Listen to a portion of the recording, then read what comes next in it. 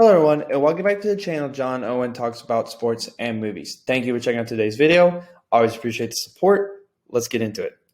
So today is the final part of the DCEU Reimagined series, part 10. It's crazy that we've gotten this far. I have super enjoyed this series more than you guys could ever imagine. I appreciate everyone who's watched it till the end. But today, the final big crossover accumulation event is Justice League Crisis on Infinite Earths, also Justice League 7, and the final installment in my DCEU universe. With all that being said, make sure you comment what you've liked throughout the entire series. Like, comment, subscribe so you never miss out on any of the fun, and let's go. So Justice League Crisis on Infinite Earths is going to be the biggest crossover that we've seen yet, even more than we saw in Justice League Dark War. So basically, it's going to be the Justice League, the Teen Titans, Blue Beetle, Booster Gold, King Orm's going to come back from Atlantis, Red Hood, Black Canary, Jessica Cruz, and some other surprise people coming together to defeat the Anti-Monitor. So for some time now, Cyborg and Dr. Fate have been monitoring the multiverse and everything like that, and they've seen that due to some timeline shenanigans and multiverse shenanigans from Wally West and Booster Gold, and some other outside factors, it's not just them, that the multiverse and the timeline and all that is weakening, which has led to villains such as the Crime Syndicate, Hush, a Hush from another dimension, Zoom from the future, Queen Ray, and Mon-El. Not that Mon-El's a bad guy, but so basically the multiverse is weakening partially due to Wally West and Booster Gold meddling with it, but they've been detecting it. So the Monitor comes to this Earth and tells them that the Anti-Monitor is coming in. He's the destroyer of worlds. He's the destroyer of multiverses and everything like that.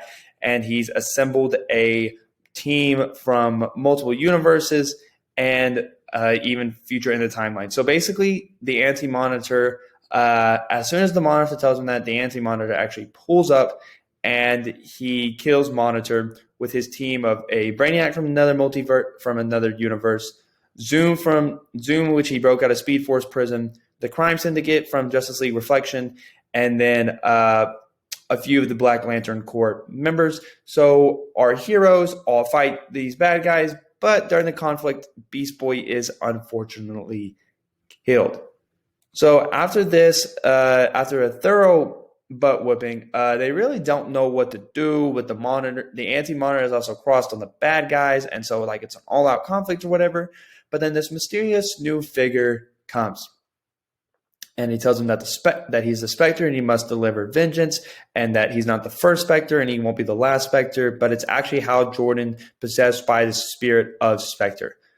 So basically what happens is Hal Jordan, he convinces everyone to team up with one another, the multiversal villains and our heroes, and he actually has brought Queen Ray and Mon-El from from Daxon from another planet because he knows that he's going to need their help, and everyone reluctantly agrees to team up together to stop Anti-Monitor because even the bad guys need a world to live in. So Spectre, who is Hal Jordan, basically just unites everyone against the Anti-Monitor. So there's this huge conflict. I mean, it is an absolutely massive battle. The Anti-Monitor has been accumulating forces as he's destroyed multiple universes and everything like that.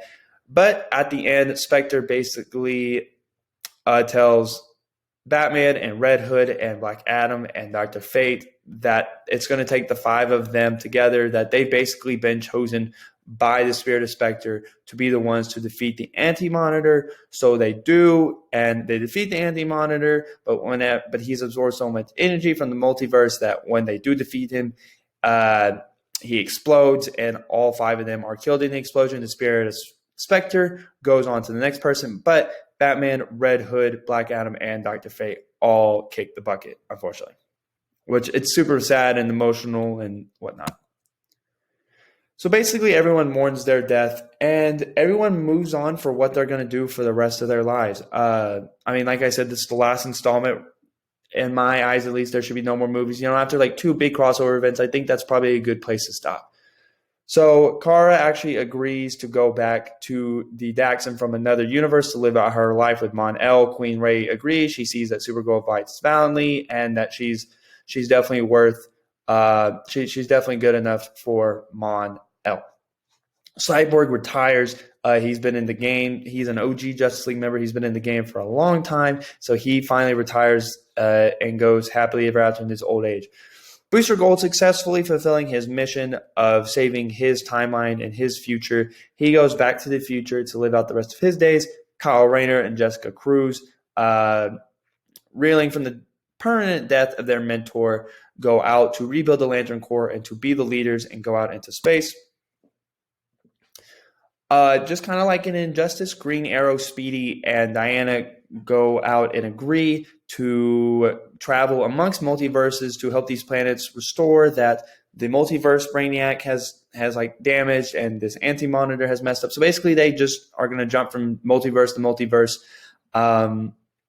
just trying to help these planets out. Tim Drake and Damian Wayne, no Red Hood, no Dick Grayson. They are the sole protectors of Gotham. So they leave the Titans and they become the protectors of Gotham. Starfire, having fulfilled her mission of stopping Raven from being the destroyer of planets, and then her other Earth goal, after Dick Grayson's death, she just feels like there's nothing left for her on Earth, so she goes back to her home planet. King Orm goes back to Atlantis. And the very last thing we see, which is like a very emotional closing, it feels like a very fitting ending to this series, is Wally West and Connor Kent, who are the last members of the Justice League that are still alive and or on Earth. They decide that the Justice League should be retired.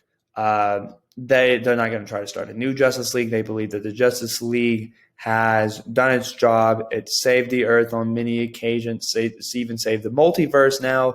And so they feel like it would be better if the Justice League just ended at this point. And so they go back to the Titans and they become the leaders of a new team with Raven, Blue Beetle, and Wonder Girl as their teammates.